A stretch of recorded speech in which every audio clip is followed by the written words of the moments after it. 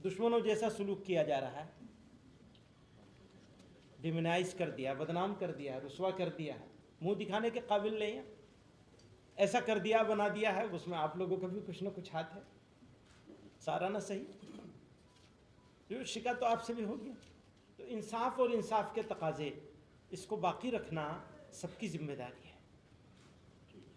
लाठी और भैंस नहीं होनी चाहिए, जिसकी लाठी उसकी भैंस, ये नहीं होना चाहिए। ये जंगल राज है, याद रखिएगा। लाठी और भैंस का कानून अगर चलेगा तो लाठी हाथ बदलती है, इसको ध्यान रखिए।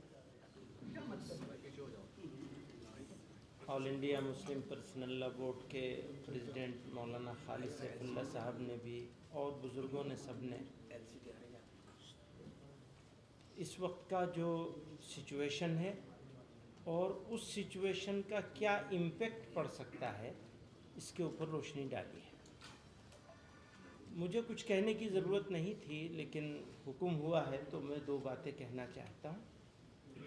एक तो ये कि इंडिया का जुडिशियल सिस्टम, ये इसके ऊपर बहुत बड़ा क्वेश्चन मार्क आ गया है। जिस तरह वन साइडेड तरीक़े से,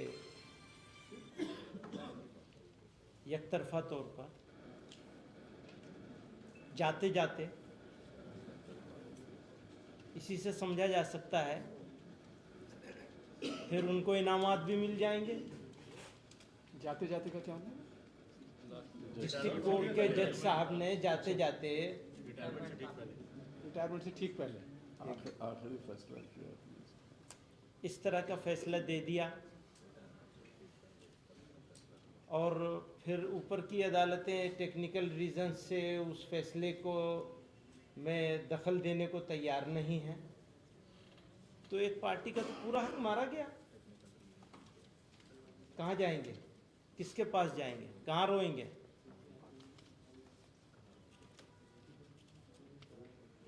तो आप लोगों को इसीलिए बुलाया है, तकलीफ दी है। और जब अभी यहाँ भी मुल्क में, हाँ बताइए, प्रेस क्लब वाले कहते हैं कि नहीं, इस सब्जेक्ट के ऊपर आप बात नहीं कर सकते, तो कौन से सब्जेक्ट पे हम बात करेंगे?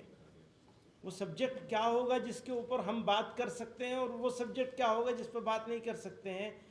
इसका फैसला भी सब्जेक्ट के ऊपर होगा। अगर हमारे साथ कुछ मामला हुआ है तो हम तो प्रेस क्लब के पास ही जाएंगे ना, किसके पास जाएंगे? वहाँ भी नहीं जा सकते। तो ऐसी सिचुएशन में हम खड़े हैं कि हमारी समझ में नहीं आता कि हम क्या कहें और क्या न कहें।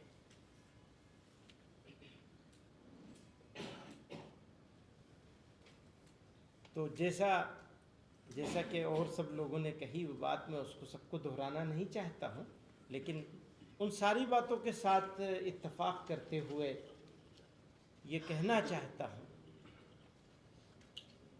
कि बात इस हद तक ना बढ़नी चाहिए जो ख़राबी की तरफ चली जाए। ख़राब नहीं होने देना चाहिए। मुल्क को बड़ी तकलीफ़ों से, बड़ी क़ुरबानियों से, बड़ी जद्दोजहद से आज़ाद कराया गया है, और इस मुल्क को बनाना, बसाना, आगे बढ़ाना, लेके आगे चलना हम सब लोगों का साझा ज़िम्मेदारी है। उस साझा ज़िम्मेदारी में अभी हम लोग तो बाहरी हैं, बल्कि अगर ये कहा जाए तो बिल्कुल गलत नहीं होगा कि दुश्मन है, दुश्मनों जैसा सलूक किया जा रहा है, डिमोनाइज कर दिया, बदनाम कर दिया, रुसवा कर दिया है, मुंह दिखाने के काबिल नहीं है, ऐसा कर दिया, बना दिया है। उसमें आप लोगों का भी कुछ ना कुछ हाथ है, सारा ना सही, तो शिका तो आपसे भी होगी।